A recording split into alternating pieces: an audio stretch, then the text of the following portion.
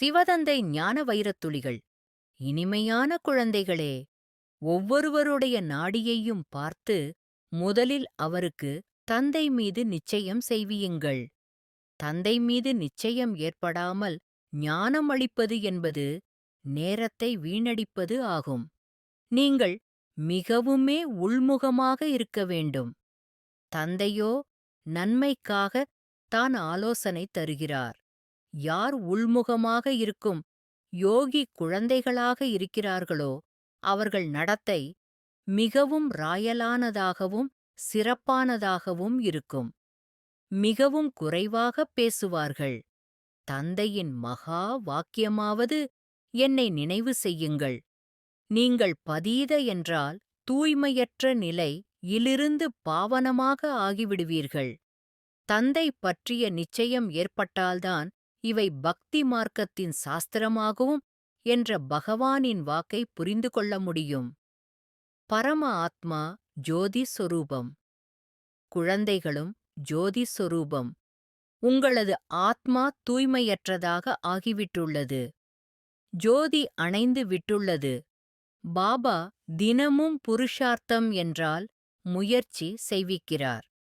நிச்சய புத்தி விஜயந்தி. நிச்சய புத்தி உடையவர்கள் வெற்றியடைவார்கள்.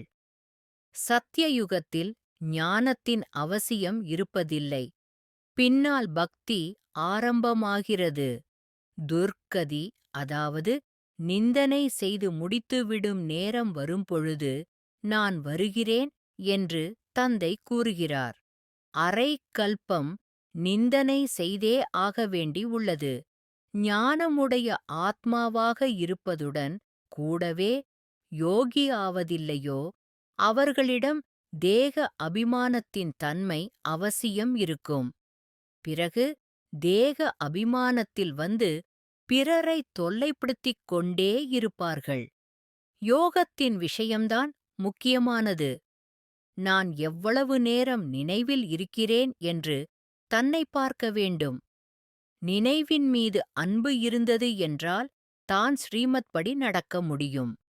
நாளுக்கு நாள் நல்ல விஷயங்கள் அதிகமாக புரிய வைக்கப்படுகிறது. மாலையில் கோர்க்கப்பட வேண்டும் என்றால் எவ்வளவு முயற்சி செய்ய வேண்டும். உள்முகமாக இருப்பதற்கான புருஷார்த்தம் செய்வதன் மூலம் ஸ்காலர்ஷிப் பெறுவதற்கு உரிமை உடையவர்களாக ஆகிவிடுவீர்கள். இப்பொழுது வீட்டிற்குத் திரும்பிச் செல்ல வேண்டும். ஞானத்தையோ இங்கேயே விட்டுவிட்டுச் செல்வோம். ஞானத்தின் பார்ட் முடிவடைகிறது. நல்லது. சிவதந்தை தந்த வரதான நினைவின் பிராப்தி. Manifestation of this day. ஓம் சாந்தி.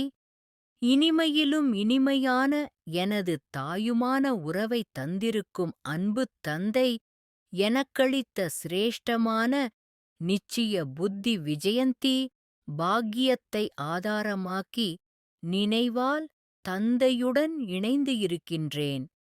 தந்தையை நினைவில் நிறுத்தி தந்தையை பின்பற்றி பயணிக்கும் கலையில் முதன்மை பெற்றிருக்கும் ஆத்மாவாகிய நான் உள்முகமாகி விழிப்புணர்வோடு தந்தைக்கு விருப்பமான இனிமையிலும் இனிமையான குழந்தையாக உருப்பெற்று இருக்கின்றேன். தந்தை இடைவிடாது செய்விக்கும் புருஷார்த்தம் ஆத்மாவை சதோ பிரதான நிலையை அடையச் செய்விக்கிறது. முந்தைய பிறவிகளில் தந்தையை நிந்தனை செய்ததன் வினைகளை, வினை பயன்களை, சுபாவ சன்ஸ்காரங்களை தந்தையிடமே ஒப்படைத்து சுதந்திரம் பெற்றுவிட்டேன். தொகுப்புகள் என்னுள் பதிவாகின்றது. தேக அபிமானமும் முற்றிலும் நீங்க பெற்ற உள் உணர்வால் உலக சம்பந்தங்களும் ஈர்ப்புகளும் விடுபட்டதை அனுபவம் செய்கிறேன். யோகமும் என்னுள் முழுமையாக கலந்திருக்கிறது. தூய்மையான சன்ஸ்காரங்களின் தந்தையிடம் பெற்றிருக்கும் ஞானம் ராஜயோகம் இரண்டுமே முழுமை தருகின்றது. நினைவின் மீது கொண்ட அன்பு கீதையின் ஸ்ரீமத் படி நடக்கச் செய்கின்றது. புரிதலும் உணர்தலும் அனுபவமும் காலத்தின் ஒவ்வொரு மணித்துளிகளிலும் அகண்ட முன்னேற்றம் காண வைக்கின்றது. மணிமாலையின் சிரேஷ்ட ஸ்தானம் நிர்ணயிக்கப்பட்டது. எனக்கான ஸ்தானத்தை எனதாக்கி தக்க வைப்பதும், எல்லையற்ற முன்னேற்ற பயணம் செய்தும், ஆத்மா நான் பரமாத்ம ஞானத்தின் பிரத்யட்சிய நிரூபணம் ஆகியுள்ளேன். இல்லறத்தில் இருந்து கொண்டே அனைத்தையும் கடந்து வெற்றி கொண்ட உள்ளுணர்வை அன்பு தந்தை பரிசாகக் கொடுத்திருக்கின்றீர்கள். தந்தையும் எனதாயிற்று. தந்தையின் நினைவும் நிரந்தரமாயிற்று. நானும் தந்தையுடையவராக ஆகிவிட்டேன்.